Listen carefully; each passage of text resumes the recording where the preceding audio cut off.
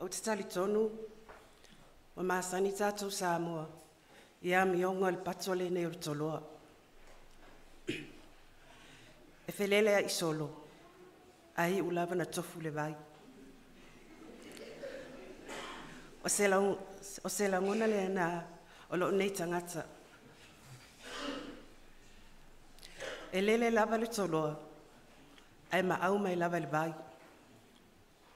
O le vai o le ola tanga. O le vai ola e ia ke riso lea. Sa umi se taimi o vala ma le e kālesia. O no fuafuanga fa le tangata. Ai pei tai. E se su e lava le whamalama e pei o e Israel moni.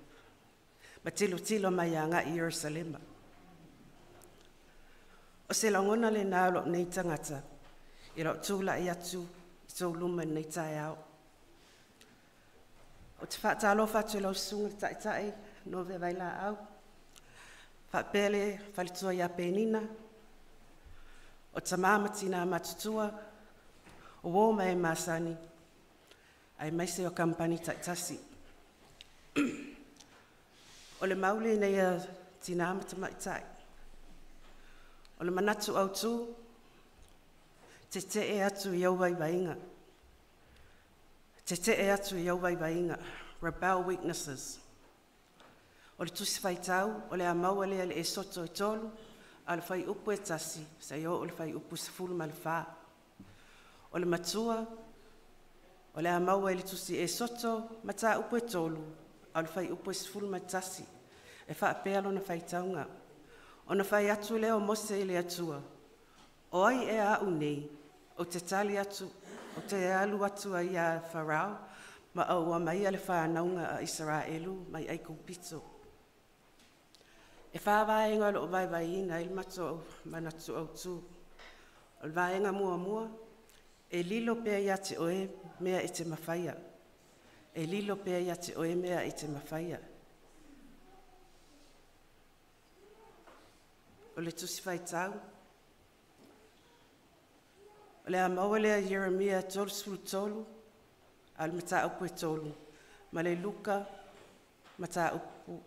fai upu e tolu, ma le Luka mata upu e valu, al fai upu sifuru ma le fitu, tatu fai tau whaatasi ai, whaamulmoli.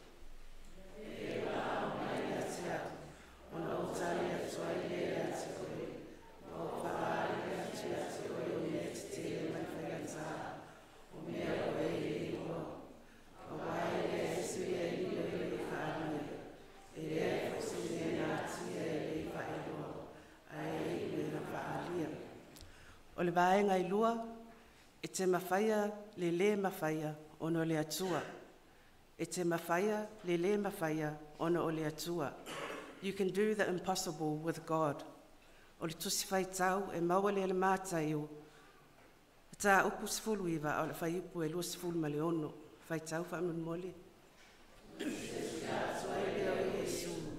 Ua whaape atu ia te ilatou. E le mawhaia tangata le lea. O le vaenga i tolu, usitai i le taʻitaʻiga i le atua. Usitai i le taʻitaʻiga i le atua. Obey God's guidance. Le tusi whaitau, luka, sfutasi, o le whai upu e lua sifulu ma le walu, ma le Roma i 5, whai upu sifulu ma le 1, whaitau whaamolmoli.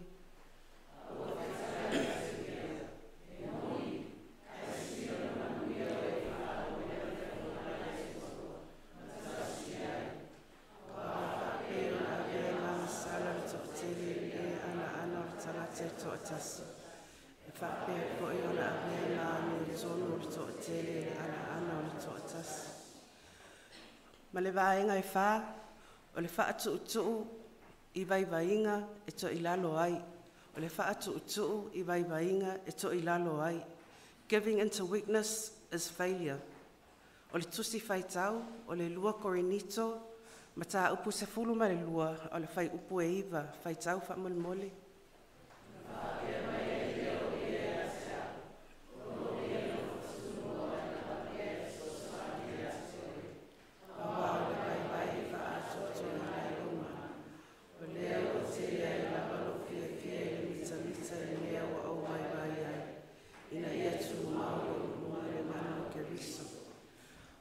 le whai upu le antato whai taua nei, o lo wha manatu mai le atua, le tā ua lona lo whai tūnoa i le taimi o tato waiwainga. A iei lona alo wha tūnoa, tātou te mawhaia so se mea. 2 Corinthians chapter 12 verse 9 conveys a powerful message about the sufficiency of God's grace in our weaknesses. It's His grace that is more than enough to sustain us, empower us, and enable us to face the challenges that we may encounter. Whawhitaila velo sunga, ono le tofino o a vea masui o tina pata maitai. E whaiel mato maulina yasasa. May God continue to bless you and Benina and keep you both in good health. Le swafa Yesu Keriso. Amen.